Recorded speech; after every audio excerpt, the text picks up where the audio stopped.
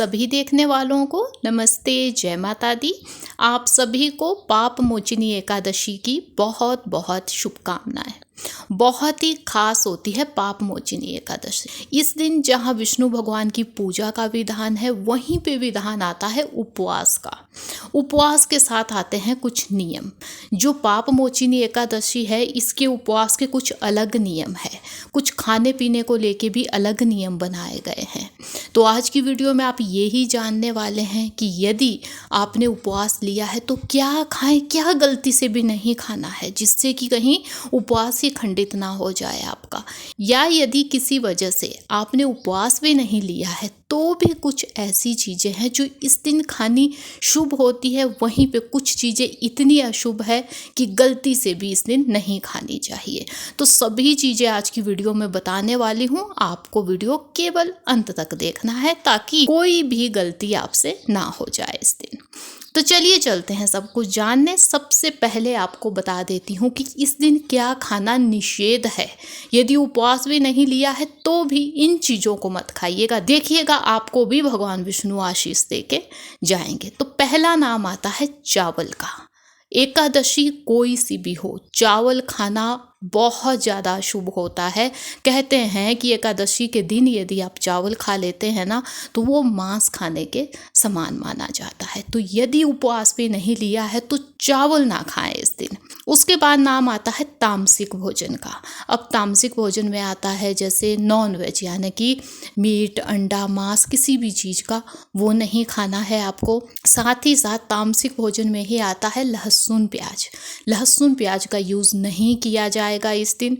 उसके साथ ही कोई नशीली वस्तुएं हो, जैसे देखिए कुछ लोग आदी होते हैं गुटखा या बीड़ी, कुछ ऐसी चीज़ें खाने पीने के, तो वो चीज़ें भी इस दिन नहीं लेनी चाहिए। उपवास लिया है तब तो ये लेना ही नहीं है आपको, लेकिन यदि उपवास भी ना लिया है तो नशीली वस्तुएं ना ले, तो भी ये दिन आपके लिए शुभ होने वाला है। उसके साथ ही जो बैंगन होता है, बैंगन को किसी भी शुभ दिन में खाना निषेध माना गया है, तो बैंगन आपको बिल्कुल नहीं खाना है। इसी के साथ नाम आता है कटहल का।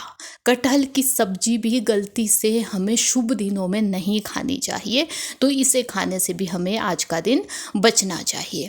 इसके साथ साथ ही जो मूली होती है, कहते हैं कि जो एकादशी है ना, उस दिन गंध वाली चीज़ें नहीं खानी चाहिए, जिससे मतलब गंदी स्मेल आती हो मुंह में। अब मूली खाने से भी देखिए इसमें से एक अजीब सी गंध आती है, तो हमें मूली भी नहीं खानी चाहिए। कुछ चीज़ें बताऊंगी वो निषेध तो नहीं है, लेकिन वो शुभ भी नहीं मानी जाती है, मतलब हमें बचना चाहिए एकादशी के दिन इन्हें खाने से भी। तो जान लीजिए, इसमें नाम आता है पत्ते वाली सब्जियों का, जैसे पालक है या साग है कोई, इन्हें खाने से हमें बचना चाहिए। क्योंकि ये जो पाप मोचिनी एकादशी है, देखिए ऐसे समय पे आती है जब मौसम में बदलाव आता है। इस टाइम जो है वो कभी जो पत्ते वाली सब्जियां उनमें कीड़े हो जाते हैं, इतने छोटे छोटे कीड़े होते हैं, हमें आसानी से दिखते भी नहीं है। तो ऐसी चीज़ें भी इन शुभ दिनों में नहीं खानी चाहिए, क्योंकि यदि गलती से देखिए कीड़ा हमने खा लिया तो वो जीव हत्या होती है। जीव हत्या महापाप होता है शुभ दिनों में, तो इन्हें भी नहीं खाना चाहिए। इसी के साथ जो गोभी होती है, 2-3 किस्म की होती है ना, पत्ता गोभी हो गई, फूल गोभी, 2-3 किस्म की आती है, तो इन्हें खाने से भी हमें इस दिन बचना चाहिए।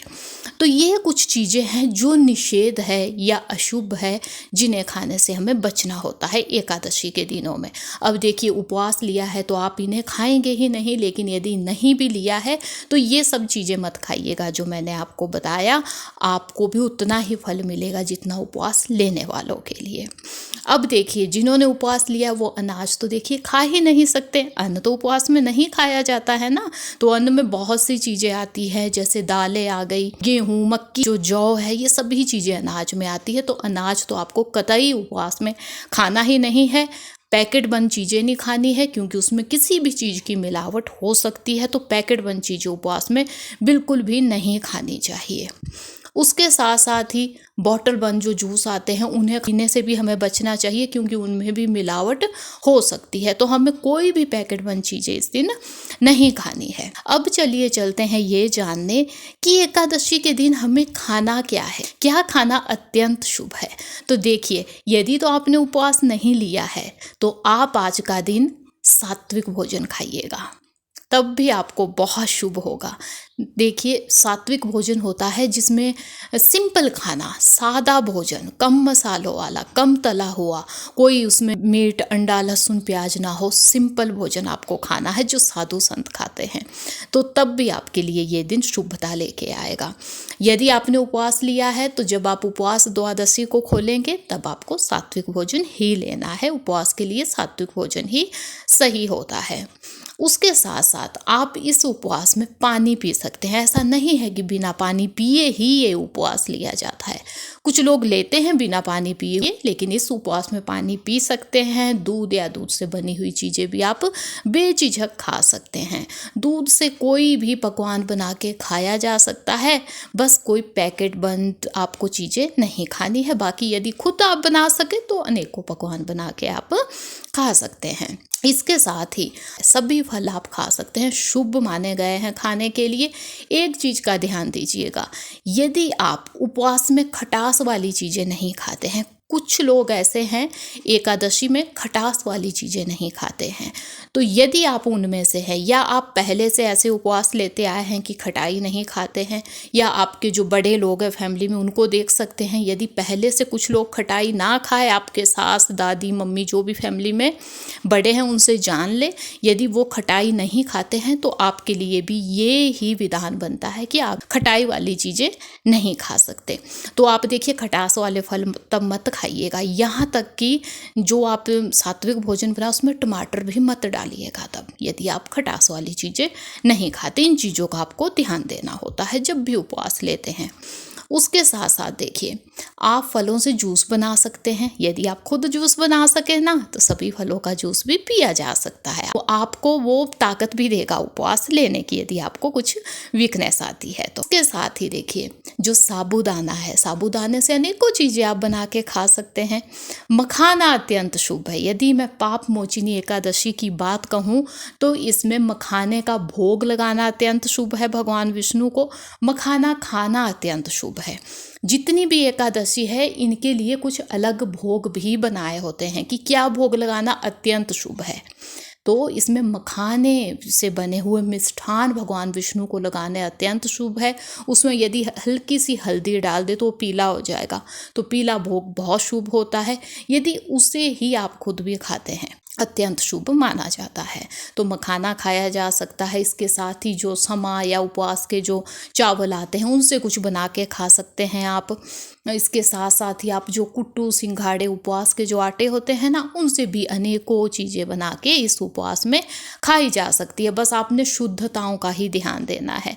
मतलब ये ध्यान देना है कि जो भी आप उपवास के आटे, चावल लाए वो ताज़ा हो। साफ सफाई का ध्यान दीजिएगा, ऐसा ना हो उसमें कोई जीव हो, तो जीव हत्या नहीं होनी चाहिए। इस चीज़ का आपको ध्यान देना होगा। ताज़ा चीज़ लाए, छांट ले, उसके बाद ही उन्हें यूज़ कीजिएगा। यहाँ तक कि आप शक्करकंदी खा सकते हैं। आलू से अनेकों चीज़ें बना के खा सकते हैं।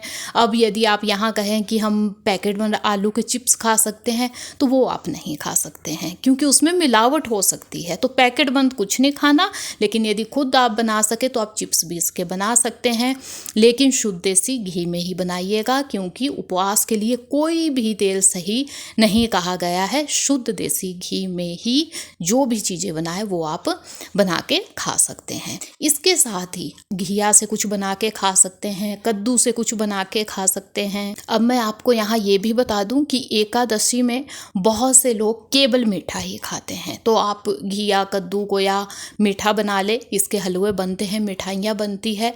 या कुछ लोग ऐसे भी हैं जो नमक खा लेते हैं। तो जो लोग नमक खाते हो केवल सेंधा नमक खाए।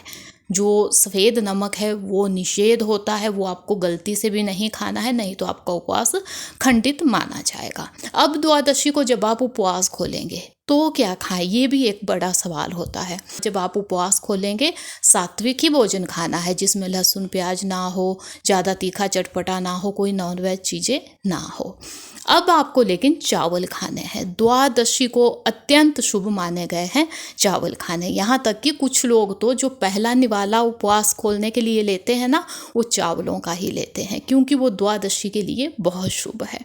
तो ऐसे उपवास खोला जाएगा। तो ये कुछ नियम है एकादशी के उपवास के, तो इनका ध्यान दीजिएगा जब आप उपवास लें। उम्मीद है मुझे कि वीडियो आपको पसंद आई होगी। वीडियो अच्छी लगी है ना तो लाइक कीजिएगा, कमेंट में ज़्यादा ना लिख सके ओम नमः शिवाय या जय माता दी लिख के जाइएगा। चैनल पे यदि नए हैं तो चैनल को सब्सक्राइब भी कीजिएगा। अब मिलेंगे ऐसी ही किसी नई यूजफुल यूनिक वीडियो के साथ, तब तक के लिए धन्यवाद। जय माता दी।